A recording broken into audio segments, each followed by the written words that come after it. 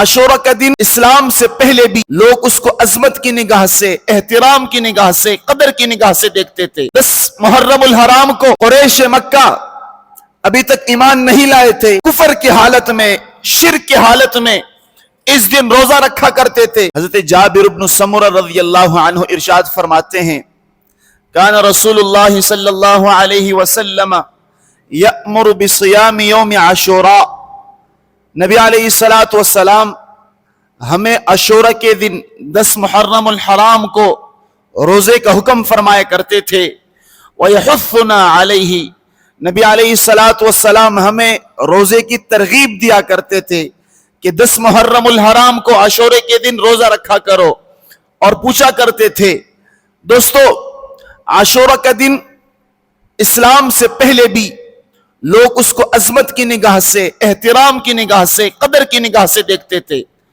10 محرم الحرام کو قریش مکہ ابھی تک ایمان نہیں لائے تھے، کفر کی حالت میں، شرک کی حالت میں اس دن روزہ رکھا کرتے تھے اور خانہ کعبہ کو نیا غلاف دیتے تھے، اور اس دن کو قدر کی نگاہ سے دیکھتے تھے۔ نبی علیہ السلام دنیا میں تشریف لائے، آپ کو اللہ نے نبوت دی، رسالت دی، تو آپ نے بھی امت کو 10 محرم الحرام کو روزہ رکھنے کا حکم فرمایا۔ تو ہمیں بھی چاہیے کہ 10 محرم الحرام کے اس عظیم اور اہم روزے کا اہتمام کرے، اور اس کی فضیلت نبی علیہ السلام نے یہ بیان فرمائی، صیام یوم عاشوراء احتسب علی اللہ ان یکفر السنۃ التي قبلہ، جو شخص 10 محرم الحرام کو روزہ رکھے گا، عاشورہ کے دن کا روزہ رکھے گا، مجھے اللہ سے امید ہے کہ اللہ کریم اس کے پچھلے سال کے صغیرہ گناہوں کو معاف کر دیں گے۔ کتنی بڑی بات ہے کہ آدمی ایک دن کا روزہ رکھے اور اللہ کریم اپنے فضل و کرم سے اس کے تمام صغیرہ گناہوں کو ایک روزے کے بدلے معاف کر دے۔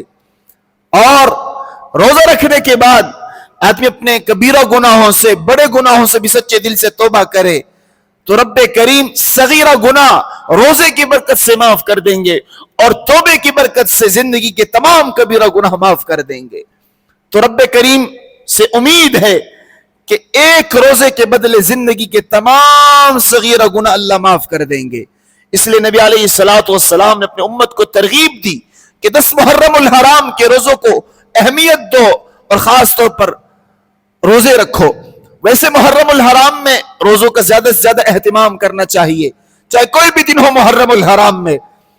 کسی کو اللہ نے ہمت دی ہو تو زیادہ روزے رکھے، کسی کو اللہ نے ہمت دی ہو ہر پیر اور جمعرات کا روزہ رکھے محرم الحرام میں، کسی کو اللہ نے ہمت دی ہو تو 9، 10 اور 11 ان 3 دنوں میں روزوں کا اہتمام کرے۔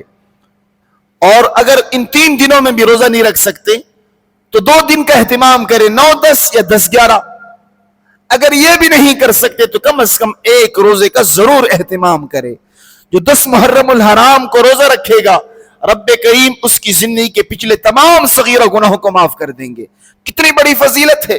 تو آپ تمام دوستوں سے گزارش ہے کہ آج جب آپ اپنے گھر میں جائیں گے، آپ نے گھر والوں کو بتانا ہے کہ 10 محرم الحرام آنے والا ہے، کچھ دن باقی ہیں، ہم نے اس میں روزے رکھنے ہیں اور ہر حال میں رکھنا ہے۔ کوشش کرنی اس روزے کی کہ ہم سے یہ روزہ قضا نہ ہو جائے، اس میں سستی اور غفلت نہ ہو جائے۔ موسم بھی اچھا ہے، گرمی بھی اتنی خاص نہیں ہے، اگر کوئی آدمی عزم کر لے تو ان دنوں میں روزہ رکھنا بہت ہی آسان ہے، لیکن اس کی فضیلت بہت زیادہ ہے۔ اللہ کریم ہم سب کو رمضان اس اہم روزے کی قدردانی کی توفیق عطا فرمائے۔